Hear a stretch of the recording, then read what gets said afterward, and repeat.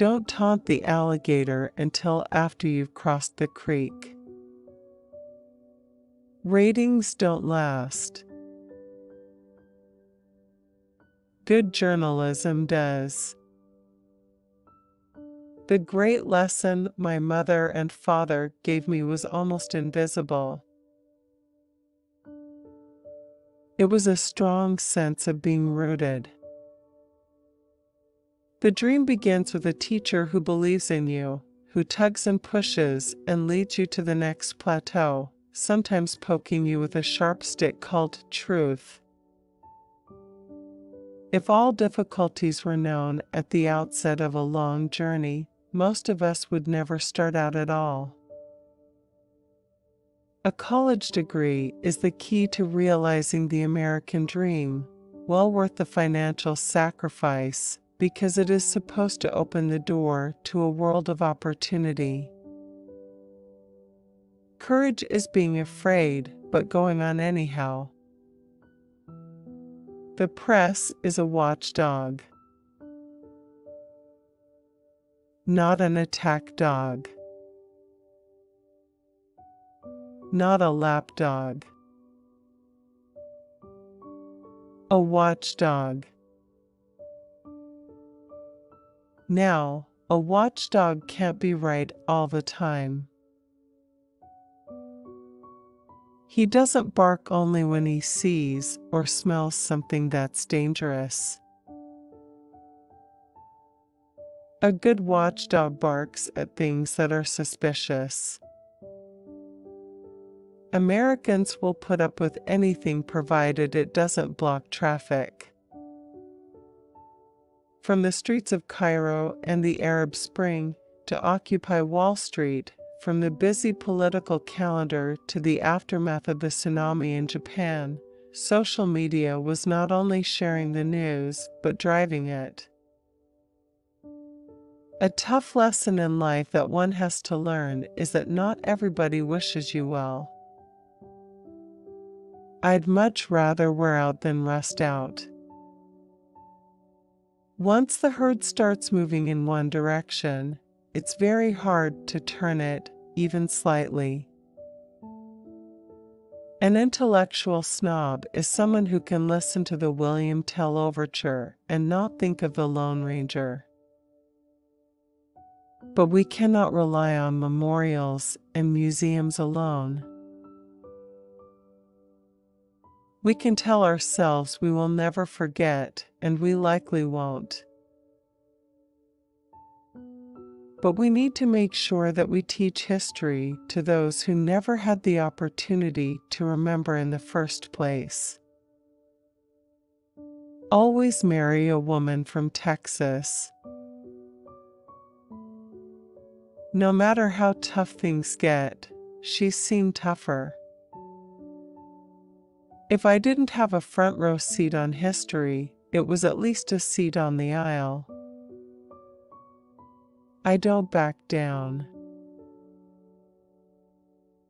I don't cave when the pressure gets too great from these partisan, political, ideological forces. And now the sequence of events in no particular order. A free and truly independent press, fiercely independent when necessary, is the red beating heart of freedom and democracy.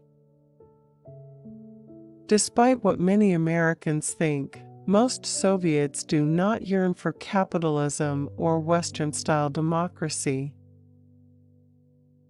As long as I have my health, I want to be reporting somewhere. Never eat spinach just before going on the air. I still love following and thinking about politics. I enjoy recommending important journalism I read or see from other sources. Covering the civil rights movement was a mind and eye-opener for me. Houston was a segregated society, as was Texas as a whole, some of it by law, a lot of it by fear and tradition.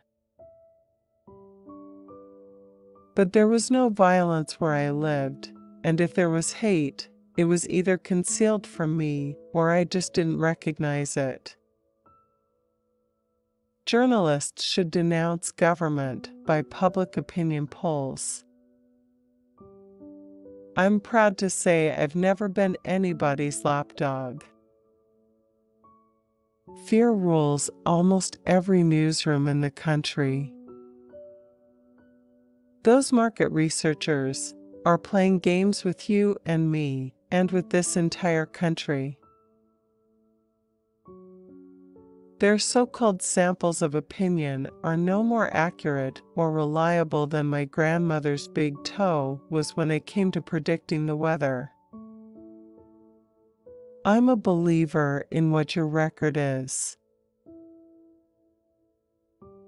I am what my record is, some of it good, some of it bad, some of it hard to tell. One of the most important roles of our journalists is to be watchdogs. I was really lucky to work at CBS News. I was blessed to be able to live my dream in many ways at CBS News. What I say or do here won't matter much, nor should it. Well, first of all, I don't want to debate the word conservative, but by my definition, a conservative is someone who wants to conserve the Constitution of the United States and the American tradition and law that no one is above the law. Startups like University Now, a network of low-cost, online colleges, allow students to work at their own pace and pay a few $100s a month for a degree. I don't pretend to be a digital savant or even a digital apprentice. I respect and empathize with reporters and editors who must compete in today's environment. And I know full well that when I've been covering campaigns, which I still do, I've made my mistakes and have been far from perfect. Performing doesn't turn me on.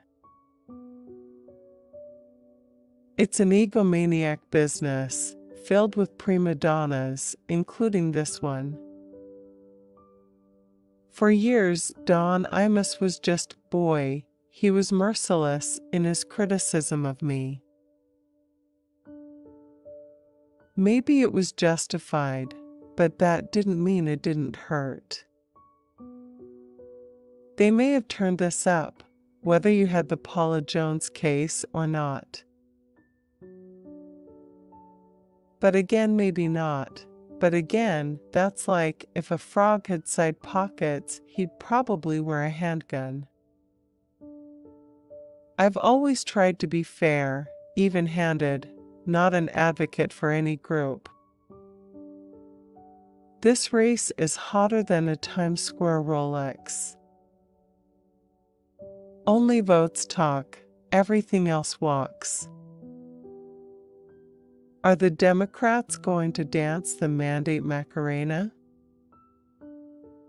There is no doubt that the way journalism worked when I was growing up and getting started has changed forever. I had just turned 10 years old when the Japanese attacked Pearl Harbor and plunged America into World War II. And for whatever reason, I've loved the news since I can remember. I loved it when I was in elementary school. As someone who's been covering presidential campaigns since the 1950s, I have no delusions about political reporting. Candidates bargaining access to get the kind of news coverage they want is nothing new. I think it's important for the public to know great reporting starts with a publisher who has guts and an editor who has guts. Now, I know you expected me to say that. Well, I just kicked back in the rocking chair, fished a little bit, listened to Willie Nelson tapes and watched old baseball games on the classic sports network. And, tell you the truth, I have done that for maybe about 5 total minutes. This much we know, journalism is not a precise science. It's, on its best day, is a crude art. We make mistakes. I make mistakes. With more than 50 years as a journalist, I have at least had the opportunity to blow more stories, make more mistakes than maybe anybody in television. What separated Ed Murrow from the rest of the pack was courage.